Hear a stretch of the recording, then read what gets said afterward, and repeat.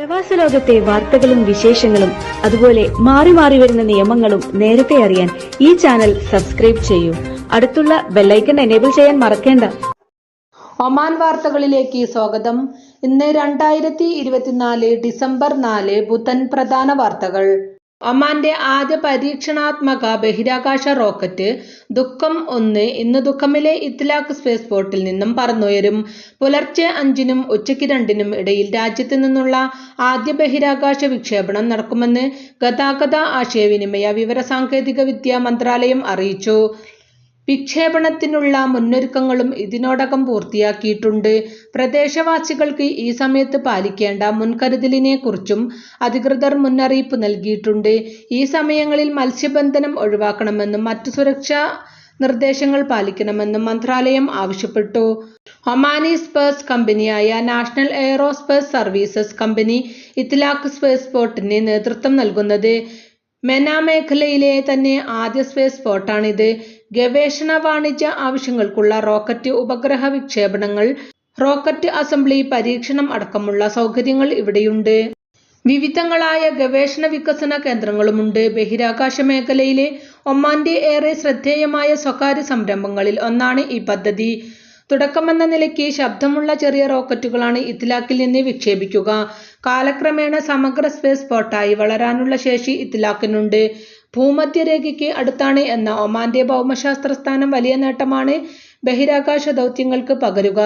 ഒമാനെ ആഗോള സ്പേസ് ഹബ്ബാക്കാൻ കഴിഞ്ഞ വർഷം ദേശീയ ബഹിരാകാശ പദ്ധതി മന്ത്രാലയം പുറത്തിറക്കിയിരുന്നു.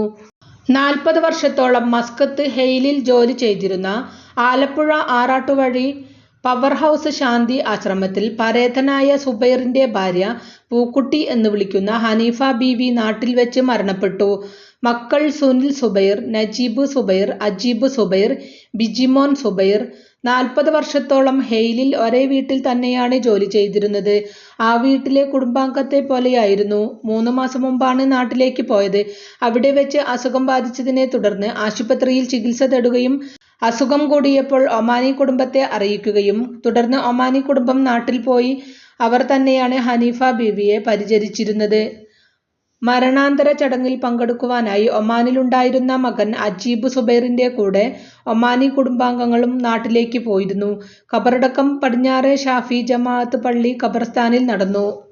മത്ര കേബിൾ കാർ പദ്ധതി നിർമ്മാണ പ്രവർത്തികളിലേക്ക് കടക്കുന്നു. പദ്ധതി പഠനം നേരത്തെ തന്നെ പൂർത്തിയാക്കിയിരുന്നു.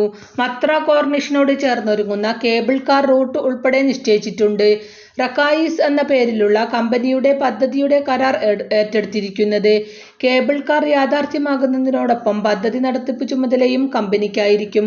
തലസ്ഥാനത്ത് കൂടുതൽ വിനോദസഞ്ചാരികളെ ആകർഷിക്കുന്നതാകും കേബിൾ കാർ. കോർണിഷിലെ ഫിഷ് മാർക്കറ്റ് സ്റ്റാൻഡിൽ നിന്നായിരിക്കും കേബിൾ കാർ യാത്ര ആരംഭിക്കുക. റിയാം പാർക്കിന് മുന്നിലായിരിക്കും അടുത്ത സ്റ്റോപ്പ്. ഡ്രൈവർമാർക്ക് വിശ്രമിക്കാനും പാനീയങ്ങൾ കുടിക്കാനുമുള്ള സ്റ്റോപ്പായി പ്രവർത്തിക്കും. പദ്ധതിയുടെ ആകൃതി ഏകദേശം 5 കിലോമീറ്റർ ദൂരത്തേക്ക് ഇംഗ്ലീഷ് അക്ഷരമാലയിലെ വി പോലെയായിരിക്കും. ഒരാൾക്ക് 4 മുതൽ 6 റിയാൽ വരെ ചെലവ് വരുമെന്നാണ് കരുതുന്നത്. 34 കേബിൾ കാറുകൾ ആയിരിക്കും ഉണ്ടാകുകയെന്നാണ് സൂചന. അതേസമയം പദ്ധതി യാഥാർത്ഥ്യമാകുന്നതോടെ നിരവധി തൊഴിൽ അവസരങ്ങളും നിക്ഷേപ സാധ്യതകളും ഉയർന്നുവരും. ഇതുകൂടി ലക്ഷ്യമിട്ടാണ് കേബിൾ കാർ ആരംഭിക്കുന്നത്. പ്രദേശത്ത് കൂടുതൽ വികസനങ്ങളും ഇതുവഴി സാധ്യമാകും. മത്രയിലെ ടൂറിസം മുഖം തന്നെ മാറുമെന്നും പ്രതീക്ഷിക്കുന്നു. കൂടുതൽ പദ്ധതികളും വരും നാളുകളിൽ അനുബന്ധമായി നടപ്പിലാക്കാനും ലക്ഷ്യമിടുന്നുണ്ട്. അതേസമയം മത്രയുടെ മുഖച്ഛായ മാറ്റുന്ന പദ്ധതികൾക്ക് സർക്കാർ രൂപം നൽകുന്നുണ്ട്. മസ്കത്ത് ഗവർണറേറ്റിലേക്ക് സഞ്ചാരികളെ ആകർഷിക്കുകയും പ്രദേശത്തെ ജീവിത നിലവാരം മെച്ചപ്പെടുത്തുകയും ലക്ഷ്യം വെച്ചാണ് നൂതന സംവിധാനങ്ങൾ ഉപയോഗപ്പെടുത്തിയുള്ള പുതിയ പദ്ധതികൾ ആവിഷ്കരിക്കുന്നത്. യുവാക്കളുടെ കൂടി അഭിപ്രായങ്ങൾക്ക് പരിഗണന നൽകിയാകും പദ്ധതികൾക്ക് രൂപം നൽകുക. ഇതോടൊപ്പം മത്ര തീരത്ത് വാട്ടർ ടാക്സി സർവീസ്, കഫേ എന്നിവ സ്ഥാപിക്കാനും ഒമ്രാനും പദ്ധതിയുണ്ട്. മഴയിലും വെള്ളപ്പൊക്കത്തിലും സ്ഥിരമായി വെള്ളം കയറുകയും നാശനഷ്ടമുണ്ടാകുകയും ചെയ്യുന്ന മത്ര സൂക്കിന്റെ രൂപഘടനയിൽ മാറ്റം വരുത്തണമെന്ന നിർദ്ദേശവും പൊതുജനങ്ങളിൽ നിന്നുയരുന്നുണ്ട്. പുരാതനമായ മത്ര കോട്ട നടത്തിപ്പിനുള്ള ടെൻഡർ നടപടി പൈതൃ വിനോദസഞ്ചാര മന്ത്രാലയം തുടക്കം കുറിച്ചിരുന്നു. രണ്ടാമത് എഡിഷൻ സമായിൽ ഫെസ്റ്റിവലിന് തുടക്കം. ഉദ്ഘാടന ചടങ്ങിൽ പൈതൃക വിനോദസഞ്ചാര വകുപ്പ് മന്ത്രി സാലം ബിൻ മുഹമ്മദ് അൽ മഹ്റൂഖിയുടെ കാർമ്മികത്വത്തിൽ ഉദ്ഘാടന ചടങ്ങുകൾ നടന്നു. നിരവധി സർക്കാർ, സ്വകാര്യ, കമ്മ്യൂണിറ്റി സ്ഥാപനങ്ങളിൽ നിന്നുള്ള പങ്കാളിത്തത്തോടെ നടക്കുന്ന ഫെസ്റ്റിവൽ ഡിസംബർ 13 വരെ നീണ്ടുനിൽക്കും. സാമ്പത്തിക ശാസ്ത്രം, സാംസ്കാരികം, വിനോദം, വിനോദസഞ്ചാരം, സ്പോർട്സ്, ഇന്നൊവേഷൻ എന്നീ മേഖലകളിലായി 14ലധികം വൈവിധ്യമാർന്ന പരിപാടികളാണ് ഫെസ്റ്റിവലിൽ അവതരിപ്പിക്കുന്നത്. സമൂഹത്തെയും സംരംഭകരെയും പിന്തുണയ്ക്കുന്ന പ്രവർത്തനങ്ങളാൽ വിലായത്തിനെ സമ്പന്നമാക്കുന്നതിൽ ഫെസ്റ്റിവലിന് വളരെ അധികം പ്രാധാന്യമുണ്ടെന്ന് സമാഇൽ വാലിയും ഫെസ്റ്റിവൽ സംഘാടക സമിതി ചെയർമാനുമായ Sheikh Sultan bin Ali Al Nuaimi പറഞ്ഞു. ഒമാൻ ഭരണാധികാരി സുൽത്താൻ ഹൈതം ബിൻ താരിഖിന്റെ ബെൽജിയം സന്ദർശനം പുരോഗമിക്കുന്നു. ബ്രസൽസിലെ റോയൽ പാലസിൽ ഔദ്യോഗിക സ്വീകരണത്തോടെ വരവേറ്റു. ആചാരപരമായ സ്വീകരണത്തിന് ശേഷം സുൽത്താൻ ഹൈതം ബിൻ താരിഖും ബെൽജിയം രാജാവ് ഫിലിപ്പ് ലിയോപോൾഡും ഭയകക്ഷി കൂടിക്കാഴ്ച നടത്തി. ഇരു രാജ്യങ്ങളുടെയും സമ്പദ് വ്യവസ്ഥയെ ഉത്തേജിപ്പിക്കുന്നതിനും നിക്ഷേപ താൽപര്യങ്ങളും വിവിധ മേഖലകളിൽ സഹകരണവും പങ്കാളിത്ത ബന്ധങ്ങളും മെച്ചപ്പെടുത്താനുമുള്ള വശങ്ങളും ചർച്ച ചെയ്തു. ലോകം ഇപ്പോൾ സാക്ഷ്യം വഹിക്കുന്ന ദ്രുതഗതിയിലുള്ള മാറ്റങ്ങളെക്കുറിച്ചുള്ള കാഴ്ചപ്പാടുകളും ഇരുവരും കൈമാറി. സന്ദർശനത്തിന്റെ ഭാഗമായി സഹകരണം വർദ്ധിപ്പിക്കുന്നതിനും യാത്രാ നിയന്ത്രണങ്ങൾ ലഘൂകരിക്കുന്നതിനുമുള്ള സംയുക്ത പ്രഖ്യാപനത്തിൽ ഒമാനും ബെൽജിയവും ഒപ്പുവെച്ചു. ഇതുപ്രകാരം നയതന്ത്ര, പ്രത്യേക ഔദ്യോഗിക പാസ്പോർട്ടുകൾ ഉള്ളവർക്ക് പ്രത്യേക കാലയളവിലേക്ക് വിസയില്ലാതെ പ്രവേശനം സാധ്യമാകും. ജോർജിയൻ സന്ദർശനത്തിൽ ഉന്നതതല പ്രതിനിധി സംഘവും സുൽത്താനെ അനുഗമിക്കുന്നുണ്ട്. തൊഴിൽ നിയമലംഘനവുമായി ബന്ധപ്പെട്ട് മസ്കത്ത് ഗവർണറേറ്റിൽ കഴിഞ്ഞ മാസം അറസ്റ്റിലായത് 1551 പ്രവാസികൾ.